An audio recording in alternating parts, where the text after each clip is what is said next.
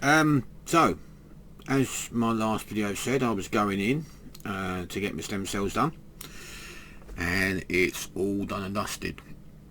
I went in on about the 1st of April, and I came out on, was it Wednesday this week, which was about a week earlier than what I originally expected, basically because my recovery has been quite good. As you can see, as I mentioned in the other video, the hair managed to vanish again. Head, I've got all crap all over my elbow by the look of it. That's from this bloody chair. I have to clean that off. Sorry about that.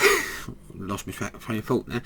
Yeah, so I lost my hair, the beard, eyebrows are still just about there. I think my eyelashes are still there, but maybe a bit thinner because I'm getting a bit of a streaming eyes every now and then. Nose keeps running. I think most of the hair seems to. There's a few bits in there, but most of the hair seems to have gone from the nose again. The shirt I wore when I t-shirt when I came out of hospital. When I got home, I just took it off, chucked it on the floor because I usually do my washing on a Sunday. So just chuck it all in a pile, and then off on Sunday to do me laundry. And I picked the shirt up. It was inside out, and the inside of it was just full. It looked like a cat or a rabbit or a dog or something had been rolling around on the shirt. There was so much hair all over it, but it was actually my chest hair on the inside of the shirt. So so as you can tell, the chest is quite. It's still got hair on it, but it's quite bald, and the lower regions somewhere down there. I won't show you that.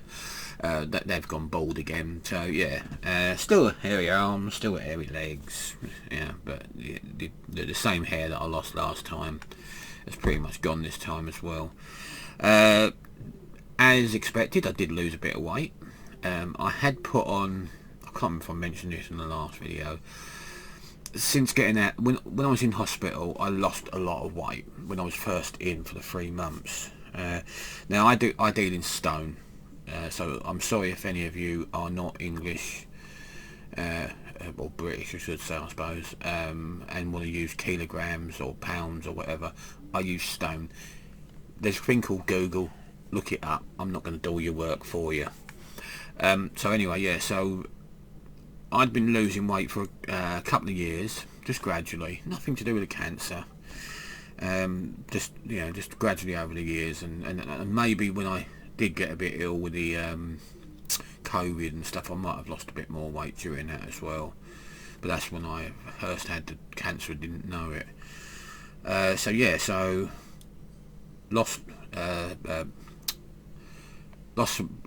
some weight when I was in hospital. So I had been for the last couple of years around 16 stone, and when I came out of hospital back in August, I was down to around 12.5. Now I still had the belly, because I still need to burn it off with the exercising and the fat and stuff like that. But and my ideal weight is around 12 stone.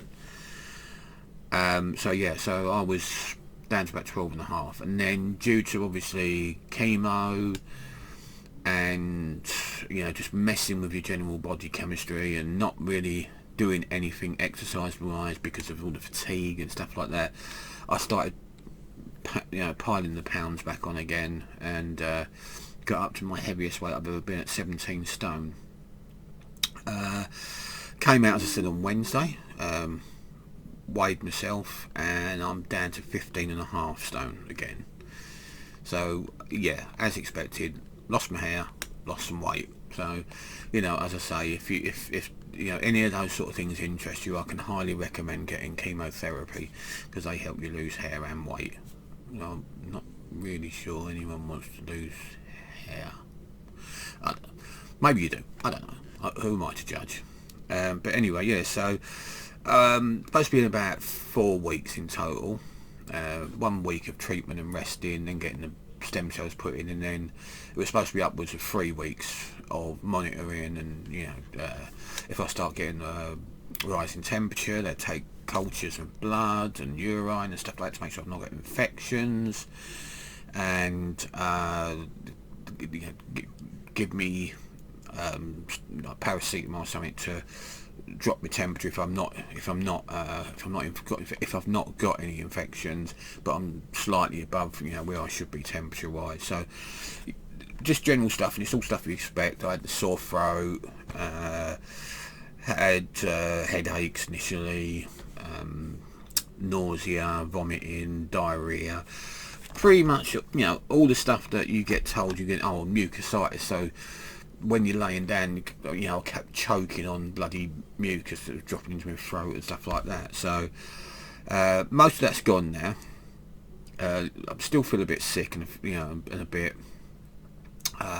fatigued, and my mouth doesn't taste nice at all. So I haven't got the greatest appetite at the moment, and when I do eat stuff, some stuff I can eat easily, other stuff I can't because it makes it taste foul. I mean, I decided to try a packet of crisps today, and no,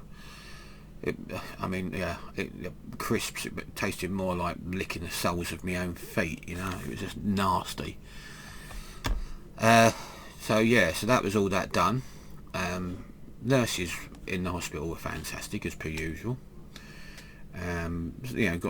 Got on well with quite a few of them, and shared some jokes and stuff like that, and and I got called the favourite person on the ward because of how polite and friendly and nice I was, and not demanding and stuff like that, which is what I would always recommend if you go into hospital for a stay. Just treat your nurses, your cleaners, your caterers, doctors, whoever, with the same respect you would want to be treated, and it'll go farther. They're not going to ignore you if you're nasty to them, and they're not, if you're rude and demanding, but they're more likely to respond to you and get your stuff done quicker if you are friendly. Just not that. So I mean, there were some funny moments, like as I say, when I was suffering from constipation at the time, and one of the nurses, she basically was talking to me, and she told me about this thing about being, the nurses were talking and saying I was one of the favourite people on the ward, and I made a joke about, you're not just trying to blow smoke up my, tried to make it polite, so I just didn't say, arse. But just and she just turned around and went, "No, we're not blowing anything up there. I'm trying to get it out because I had constipation." So straight away, she was one of my favourites. Saying that, having that sense of humour. Another time, I was talking to the nurse, and I'm laying in the bed like this, on my elbow, legs out, stretching, talking to her, and I suddenly went, "Bloody hell, look at me! I'm like some sort of kind of diva or something." And she just went, "Yeah, paint me like one of your French girls." So yeah, as I say, when you've got, you can do that sort of humour, and I tone my humour down when I'm in there, but it's nice when they can, join in on it and actually make jokes themselves. So these two nurses were absolutely in awe of my eyes, because I've really shown them how blue they are. They couldn't believe it. So it was, it was fun. They made it nice. I mean, you're in a room on your own. You're not on the ward with other people, so you're kind of, separated from everyone. So when you did get your time to speak to them, the nurses like to have a bit of a chat, because it can get quite tough for them in there and stuff like that. So to have somebody they can actually have a chat to and a laugh and a joke. So yeah, it was a brilliant time in there. So the other thing we had done on my day of discharge, you may notice there's no bandage around my arm anymore. Well, we had my PICC line taken out, and there it is. So this PICC line, as I said, this is the one that goes in there, goes all the way up my arm, all the way down to the chest, and pretty much just stops short at the heart.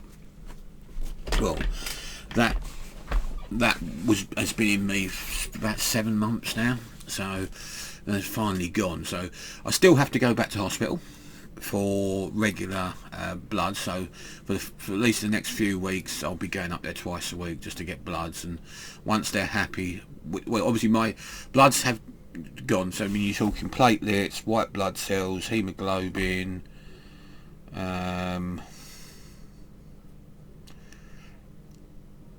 something else, I can't remember what. I did say platelets, didn't I?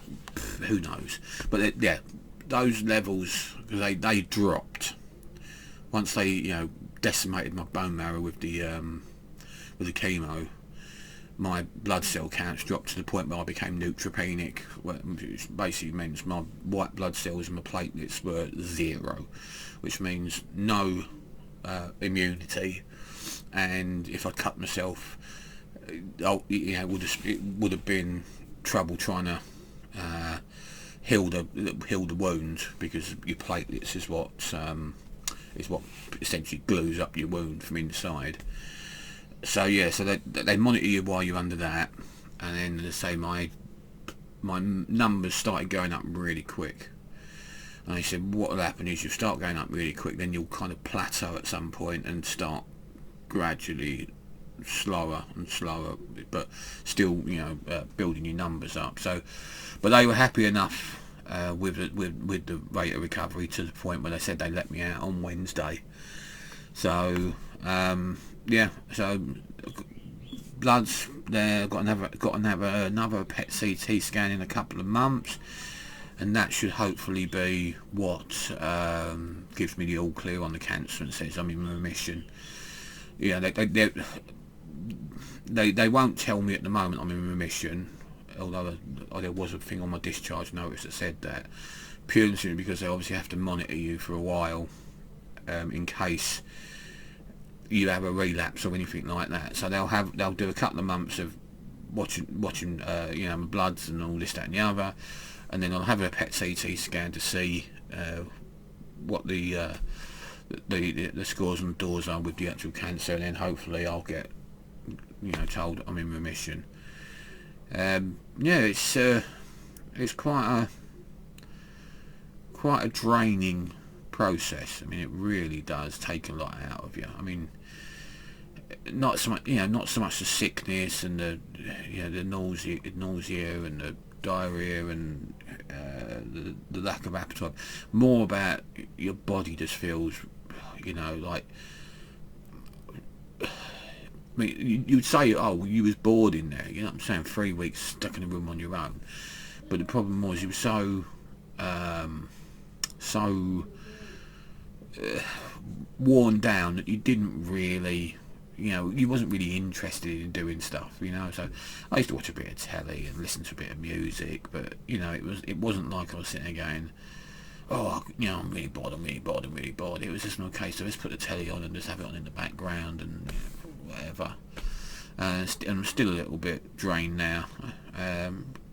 You know, I'm playing with PS4 and listening to bits of music and surfing the internet and looking at porn and all that shit. And it's not a joke. So, but yeah, otherwise it's all good. It's all good in the hood, as they say, onwards and upwards.